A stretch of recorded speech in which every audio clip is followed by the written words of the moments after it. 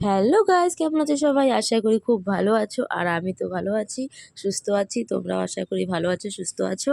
এদিকে দেখো আমি বাটিতে গরমের মধ্যে গুড়ের শরবত বানাচ্ছি। আর এদিকে পাপাকে নিরামিষ ভাত দিয়ে দিয়েছি, ও খাচ্ছে। আর আমি এদিকে বাটিতে গুড়ের শরবত বানাচ্ছি, কারণ আজকে আমি উপোস। কারণ আমাদের এইখানে বৈশাখ মাসে মানে বড় পূজা হয় শনি মন্দিরে। তো তার জন্য আমি সারাদিন কিছু খাইনি, উপোস আছি। তাই অল্প করে গুড়ের শরবত বানিয়ে খেয়ে নিলাম। তো খেয়ে দিয়ে এখন রেডি হয়ে চলে যাব শনি মন্দিরে। তো রেডি হয়ে গেছি, এখন আমি বের হয়ে যাব। তো দেখো গেটের বাইরে বের হয়ে গেছি।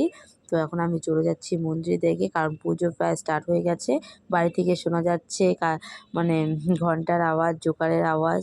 তাই তাড়াতাড়ি করে চলে যাচ্ছি। আর ওইদিকে দেখো পাপা আস্তে আস্তে হাঁটছে। আমি বলছি, তাড়াতাড়ি আসো, পুজো শুরু হয়ে গেছে। আর ভোগটা আমি আগেই পাঠিয়ে দিয়েছি, কারণ পাপাকে দিয়ে আর প্রাচীকে দিয়ে আমি আগেই ভোগটা পাঠিয়ে দিয়েছি, কারণ আমার যেতে দেরি হবে। তার জন্য ভোগটা আমি আগেই পাঠিয়ে দিয়েছি। আর পাপাকে নিয়ে এখন আমি যাচ্ছি মন্দিরে। তো মন্দিরে চলে এসেছি, দেখো পুজো স্টার্ট হয়ে গেছে।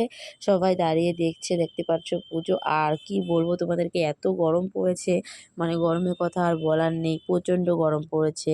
আর আমাদের এখানে এই শনি পূজাটা প্রত্যেক বছরই দুবার হয়, ভাদ্র মাসে আর বৈশাখ মাসে বড় পূজা হয়। আর প্রত্যেক শনিবারে শনিবারে পুজো হয়, মানে ছোট করে, অত বড় করে হয় না, ছোট করে তবে পুজো তো চলছে। তারপরে দেখো আমি অঞ্জলি দিয়ে দিলাম, ঠাকুরমশাই অঞ্জলি দিয়ে দিচ্ছে। তারপরে দেখো আমিও অঞ্জলি দিয়ে দিলাম। আর আমার পিছনে দেখছো একজন ষাঁড়গরু যাচ্ছে।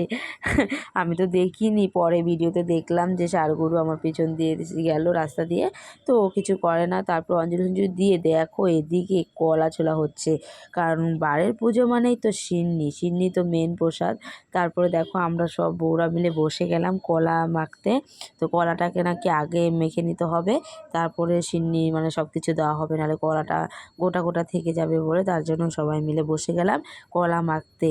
এতগুলো কলা, মানে কি বলবো, এতজনও মানে মেখে হাত ব্যথা হয়ে যাচ্ছে। তারপরে দেখো এদিকে ঠাকুরমশাই যজ্ঞ হয়ে গেছে।